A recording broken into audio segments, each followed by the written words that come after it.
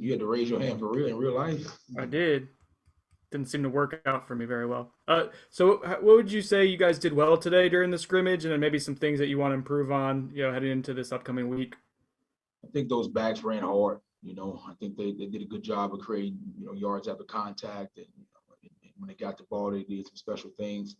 I think the biggest thing we want to work on is basically just situational awareness, which will come. We're kind of just at the point where we're going through the install. You just kind of calling plays. But if there's those situations pop up, it's not like, hey, in practice, regular practice without scrimmaging, you say, hey, this is third and long period. Hey, this is third and short period. Now it's you got to be able to go from third and short to first and 10 to big play to minus play, and they have to, put themselves in those situations, things that can and cannot happen. I think as that progresses, that's something we definitely got to improve on greatly. Board clerk.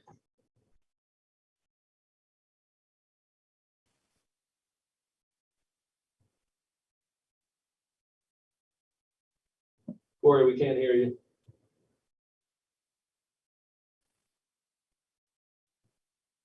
No. Or we're gonna skip you and go to Kurt. Kurt. Hey Alex, how's it going? Good. How are you? I'm doing good. We can talk about your unit. Obviously, I know Coach Norvell talked. You were without a few guys and kind of had to shuffle a few guys around, maybe to spots or with guys they hadn't been before. How did you kind of think your unit as a whole handled that? No, I mean, it's good to have available bodies to be able to do it. We threw some young guys in there with the older guys and got them some good work. That's the best way to learn. So I was pleased with the willingness to go out there and fight and scramble, and we got to look at it. And the same thing I said about the whole offense, we got to know when that front changes and things kind of get moving, how to play with your eyes and how to adjust and how to play through some fatigue. In practice, a lot of times you got 3 and 4 play rotations. Now you get into a scrimmage, you got 6 to 8 to 12 play drives, so learning how to fight through those things, get to the end of those drives, fatigue that'll come as we're working through this. But what I was pleased with the young guys was just the willingness to go out there and scrap it up a little bit. Corey. We good now?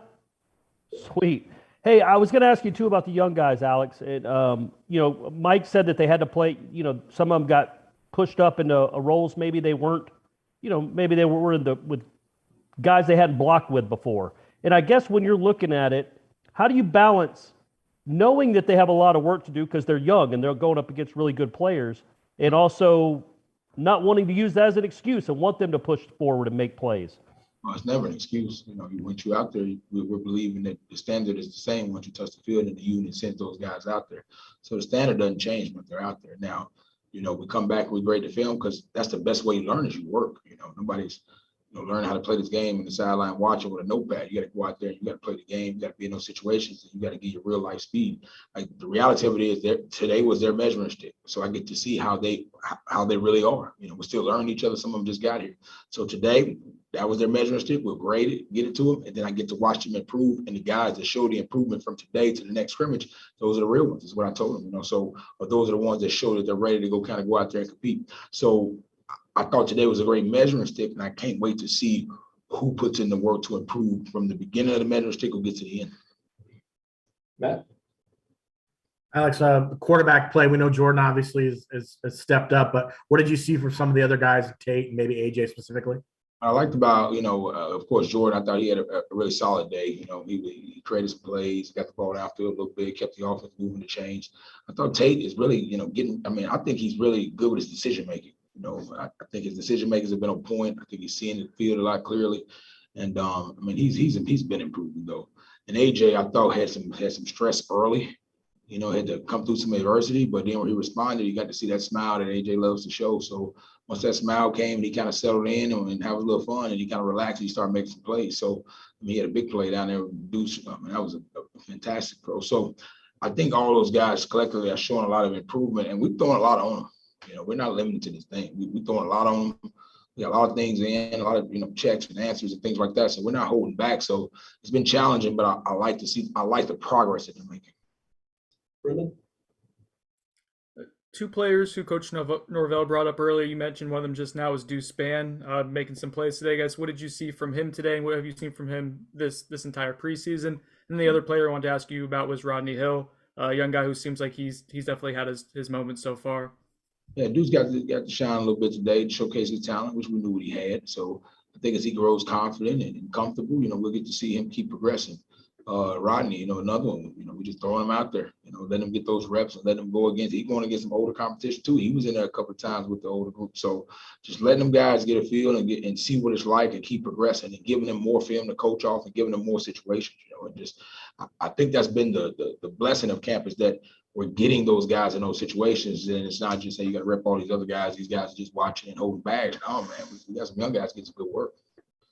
That's one. Your thoughts again on coaching Dimitri Emanuel? Just, I mean, it's several years ago, but just how much has he sort of grown, do you think, in the time since you last had him in Charlotte to what you've seen now about a week and change here in camp? Yeah, well, me just fighting, because I think he's getting used to, he told me, he said, man, y'all practice. I mean, we get some reps in around here and then it's work. So I think he's adjusting to that, but I think he's fighting and showing a lot of toughness. And I think he's earned the respect in that room of a worker. So I've been pleased. Meech is, be able to come in the unit and kind of become a part of the unit rather quickly, where he just kind of blends in with the group. So I think the group has accepted him. And I think, pushing forward, he's going to help us. Matt? Alex, I asked Mike this earlier about the identity of this team going into this season. He mentioned the Nole way. And I want to ask you, what does the Nole way mean for you? Well, when he talks about the Nole way, number one, we want to play smart. We want to make sure, Coach always says, knowledge is our greatest power. So what we want to do is make sure our minds are locked in, our focus is locked in, and we want to make sure that we have the cheat codes to the game, where we know where guys lined up and movements in front. We want to play with our mind first. And then once we do that, we play faster. So now, once I'm focused and I got the cheat codes, I play a little bit faster. Now that I play a little faster, I get my fundamental, my technique down. Now I play more physical. So it's like that growing process of, all right, I got the information. I'm playing a little faster. Now I'm getting more technical. Then all I got to do is finish. And that's we talk about the no way finishing everything that we do.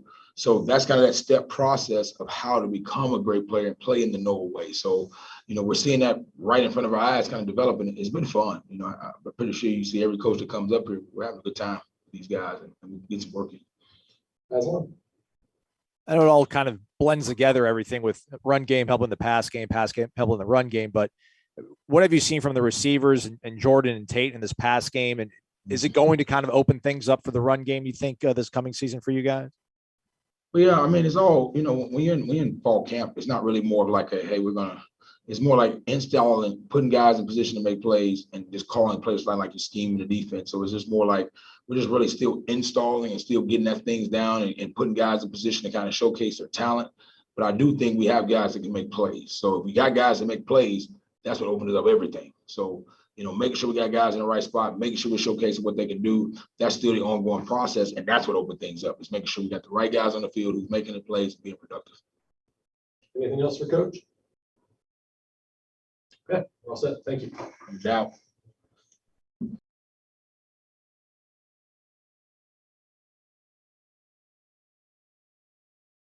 Recording